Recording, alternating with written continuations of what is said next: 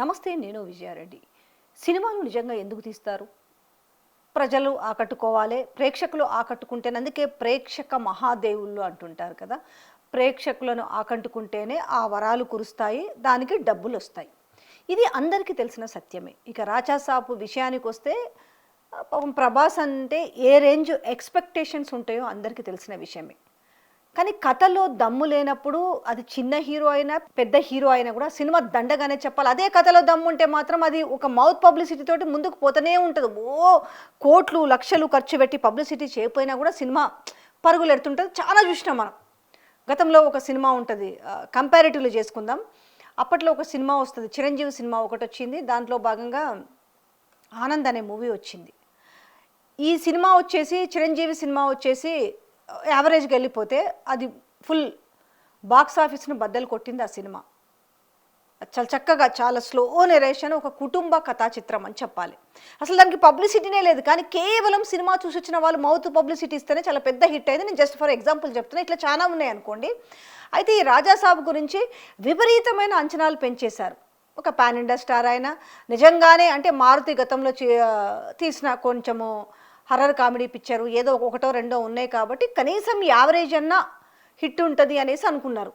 అందులో సంక్రాంతి ముందు cinema release అవుతుందంటే అసలు మామూలుగా సంక్రాంతి పండుగ అంటేనే ఆనందం. ఇక అలాంటిది తమ అభిమాన హీరో సినిమా అంటే ఎంత ఆనందం ఉంటుంది చెప్పండి. కానీ ఏమైంది? ప్రేక్షకుల మాట పక్కన పెడితే ఫ్యాన్స్ను కూడా ఆకట్టుకోలేకపోయింది ఆ సినిమా అనేది. అంటే కొన్ని జుగుప్సాకరమైన ఏందో ఆ కామెడీ పండించే విషయంలో ఎంత వెర్రితలలు ఎక్కిందనే విషయం గురించి కూడా మాట్లాడుకుంటున్నారు. అయితే ఇందులో టోటల్గా ఈరోజు అంతా కూడా కర్త క్రియ కర్మ అంతా కూడా మారుతిదే తప్పు. మారుతి పారిపోయింది. ఎందుకంటే ఒక సినిమాని హైప్ చేయడానికి నిజంగా సినిమాలో దమ్మున్నా లేకపోయినా అందరూ కూర్చొని, అంటే హీరో కావచ్చు, ప్రొడ్యూసర్ కావచ్చు, డైరెక్టర్ కావచ్చు, అందరూ కూర్చొని ఆ సినిమాని ప్రీ రిలీజ్ ఫంక్షన్లో ఇక మైక్ ఉంది కదా అని ఏది ఇష్టం వస్తే అది మాట్లాడతారు. ఒక్క సీన్ బాగాలేకపోయినా నా ఇంటికి రండి, నా ఆఫీస్కి రండి అనేసి మారుతి ఛాలెంజ్ చేసిండు. ఈరోజు అడ్రస్ లేకుండా పారిపోయింది అనేసి మనము చూస్తున్నాం. బట్ మారుతి ఒకవేళ అంత హైప్ క్రియేట్ చేసినప్పటికీ ఒక డైరెక్టర్గా హీరోకి కూడా ఉండాలి కదా, ఈ సినిమా నాకు సూట్ అవుతుందా లేదా కథ ఎంచుకునే ముందు. అంటే ఈరోజు హీరోలు కూడా అంటే ఒక మాట ఏదైనా స్ట్రైట్గా మాట్లాడితే మన బాధ కోపం రావచ్చేమో, కానీ ఈరోజు 100 కోట్ల రెమ్యునరేషన్ తీసుకుంటున్నారు హీరోలు. నటివేంద్ర ప్రభాస్ కావచ్చు, చిరంజీవి కావచ్చు, లేకపోతే మహేష్ బాబు కావచ్చు, ఇంకొకరు కావచ్చు. నిజంగా సినిమాలంతా దమ్ముందా? ఇవాళ ఏమీ లేని ఇంత డిజాస్టర్ అయిన సినిమాకి 300-400 కోట్లు పెట్టారు అనేది ఒక డిస్కషన్ జరుగుతున్న నేపథ్యంలో ఇందులో హీరో రెమ్యునరేషనే 30% పోతే 1/4 సినిమాకి పెడుతున్నారు కదా. హై ఎక్స్పెక్టేషన్స్, 100,000 కోట్లు సినిమాలకు పెట్టుడు, ఆ సినిమాలకు డబ్బులు రాకపోవడు. ఇక ఈ నేపథ్యంలో అందులో ఒక సీన్లో ఏంట్రా బాబు నాకేం అర్థం కావట్లేదని ప్రభాస్ జుట్టు పీక్కుంటుంటాడు కదా. నిజంగా ప్రభాస్కు తెరలోనే కాదు, తెర వెనకాల కూడా జుట్టు పిక్కున్నాడేమో అనడానికి కనిపించలేదా సినిమాని చూస్తే? బట్ ఈరోజు ఓన్లీ మారుతినే ఇందులో కార్నర్ చేస్తున్నారు. కానీ మారుతి కూడా ఆలోచించుకోవాల్సింది ఏంటంటే, ఇంత పెద్ద హీరో అవునన్నా కాదన్నా పాన్ ఇండియా స్టార్ కాబట్టి ఏ రకమైన కథతోటి ముందుకు పోవాలా, ఏ కథతోటి మనము కేవలం అక్కడ హీరోని మెప్పిస్తే సరిపోదు కదా. హీరోకు కూడా అర్థమై ఉండాలి కదా, నేను ఈ కథలో సూట్ అవుతానా, నిజంగా ఈ కథతో ముందుకు వెళ్తే స్క్రీన్ పండుతుందా లేదా అనేది ఒక ఆలోచన లేకుండా చేసిన విధానం అనేసి ఈరోజు వాళ్ళ ఫ్యాన్స్ అనుకుంటున్న వైనం కనిపిస్తుంది. ఇవాళ పెద్ద హీరోలు అనగానే విపరీతమైన ఎక్స్పెక్టేషన్స్ పెంచుతున్నారు. ఎందుకు ఎక్స్పెక్టేషన్స్ పెంచుకుంటున్నారు? ముందే సినిమాలను అమ్మేసుకోవచ్చు, దాని తర్వాత అది ఆడదా అనే ప్రసక్తే అవసరం లేదన్నట్టుగా బిహేవ్ చేస్తున్న విధానం చూస్తుంటే, ఇవాళ రాజాసాబ్ గురించి మాట్లాడుకుంటే ఇందులో ప్రొడ్యూసర్కి ఏం తక్కువ, చాలా అద్భుతంగా ఆయన డబ్బులు పెట్టాడు, ఎక్కడ కాంప్రమైజ్ కాకుండా అన్నాడు. హీరో చాలా బాగా యాక్ట్ చేశాడు హీరో అంటున్నారు. ఇక్కడ కథ మాత్రమే బాగలేదు, డైరెక్టరే చాలా పేలవమైన కథతోటి సినిమా స్క్రీన్ తెరపైకి ఎక్కించారని మాట్లాడుతున్నారు కదా. కనీసం మరి ఈ కథని ప్రొడ్యూసర్ వినలేదా?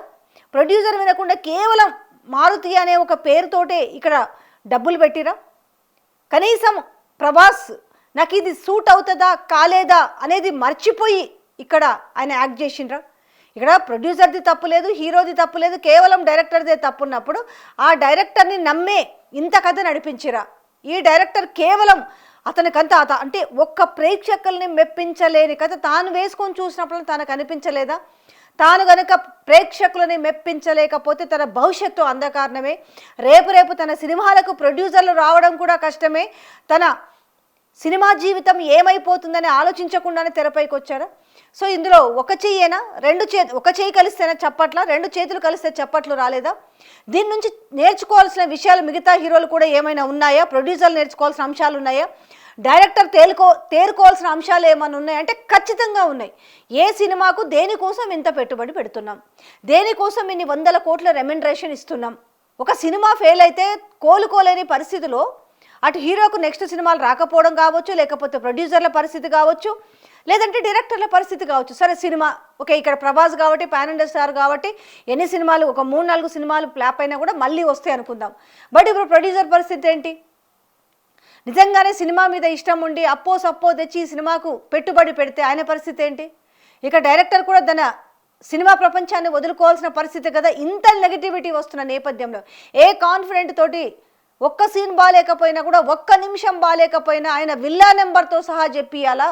ఎందుకంటే నేను చెప్పాల్సిన అవసరం లేదు, ఇంకా విల్లా నెంబర్తో సహా చెప్పి దాని తర్వాత తన ఆఫీస్ అడ్రస్ చెప్పి రండి అని చెప్పినప్పుడు, ఈరోజు రండి అన్నప్పుడు వాళ్ళకి ఆన్సర్ కూడా చెప్పాల్సిన బాధ్యత ఈరోజు డైరెక్టర్ మారుతికి లేదా? ఈరోజు పారిపోవాల్సినంత అవసరం ఏముంది? ఎదుర్కోవాల్సి ఉండే, లేకపోతే ఒక వీడియో రూపంలో, ఒక ఆడియో రూపంలో రిలీజ్ చేయాల్సి ఉండే కదా. సో హెవీ ఎక్స్పెక్టేషన్స్, ఏ ఎక్స్పెక్టేషన్స్ లేకుండా పోతే ఆ కథ నచ్చే అవకాశం కూడా ఉంటుంది. యాక్చువల్గా చెప్పాలంటే పెద్ద హీరోల సినిమాలకు లాజిక్లు ఉండవు, ఓన్లీ మ్యాజిక్లు మాత్రమే ఉంటాయి. కనీసం ఆ మ్యాజిక్లను చూపించాలి కదా జనాలకు. లాజిక్ లేదు, మ్యాజిక్ లేకుండా సినిమాలు జరుగుతున్న నేపథ్యంలో జనాలు కూడా, ఫ్యాన్స్ కూడా విసుగొస్తుంది కదా. సెకండ్ హాఫ్లో దాంట్లో నిద్రపోయే పరిస్థితి వచ్చిందంటే ఏ రకంగా ఆ నెరేటివ్ నడిపించారని అర్థమైంది కదా. కనీసం ఈ హీరోకి కథ సూట్ అవుతుందా? ఇది డైరెక్టర్ ఓన్లీ బాధ్యత కాదు కదా, ఇది ప్రొడ్యూసర్ బాధ్యత ఉంటుంది, అలాగే హీరో బాధ్యత కూడా ఉంటుంది కదా. హీరోలకు రెమ్యునరేషన్ వస్తే సరిపోతుందా? అది ఏ సినిమా అన్నా కానీ ఓ 200-300 కోట్లు వస్తే సరిపోతుందా? లేకపోతే ఒక 150 కోట్ల రెమ్యునరేషన్, 200 కోట్ల రెమ్యునరేషన్ ఇస్తే సరిపోతుందా? ఎస్, ఇదంతా కూడా ఇవాళ ప్రేక్షకులే కాదు ఫ్యాన్స్ కూడా మాట్లాడుకుంటున్న మాట. ఇందులో ఈక్వల్ సమభాగం ఉంది ఫెయిల్యూర్లో. కాకపోతే బాగా నేర్చుకున్నారు సినిమా వాళ్ళు. ఏంటంటే ఒక పెద్ద హీరోని పెట్టి సినిమా తీస్తే విపరీతమైన పబ్లిసిటీ చేస్తే నిజంగా విపరీతమైన అంచనాలతోటి సినిమాకు పోతున్నారు ఈరోజు ప్రేక్షకులు. ఎందుకు? ఆ డబ్బులు పెట్టేసి ఒక ఫ్యామిలీ సినిమాకు పోవాలంటే ఈరోజు 5-6 వేలు ఖర్చు పెట్టుకునే పరిస్థితి ఏర్పడింది. ఓన్లీ సినిమా టికెట్లే కదా, కాదు కదా. అక్కడ ఏ కోకో, ఏ థమ్సప్పో, లేకపోతే పాప్కార్న్, అవి ఎంత ఛార్జెస్ అవుతున్నాయో కూడా తెలుసు కదా. ఈ నేపథ్యంలో ప్రేక్షకుల్ని మెప్పించలేకపోతున్నారు. అంటే అసలు వీళ్ళ మీద ఫైట్ చేయాల్సింది హీరోల పైన, డైరెక్టర్ల పైన కాదు, హీరోల పైన పంచాయతీ గొడవ చేయాల్సింది హీరోల పైనే.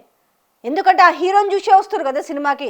డైరెక్టర్ని చూసి సినిమాకి వచ్చే అంశాలు చాలా తక్కువ. బట్ ఆ డైరెక్టర్ చెప్తుండొచ్చు, ఓ సినిమా అద్భుతంగా ఉంది అని చెప్తుండొచ్చు, కానీ అద్భుతంగా ఉందనే విషయాన్ని నమ్మి ఈరోజు ప్రేక్షకులు, ఫ్యాన్స్ ఏ విధంగా బోల్తా పడ్డారు అనే విషయాన్ని ఈరోజు ప్రభాస్ వచ్చి ఆన్సర్ చెప్పాలి, ఈరోజు డైరెక్టర్ వచ్చి ఆన్సర్ చెప్పాలి, ప్రొడ్యూసర్ వచ్చి ఆన్సర్ చెప్పాలి. ఇందులో ఓన్లీ మేము మారుతినే కార్నర్ చేస్తాము, మారుతి పారిపోయిండని మాట్లాడుతుంటే నవ్వొస్తుంది మరి.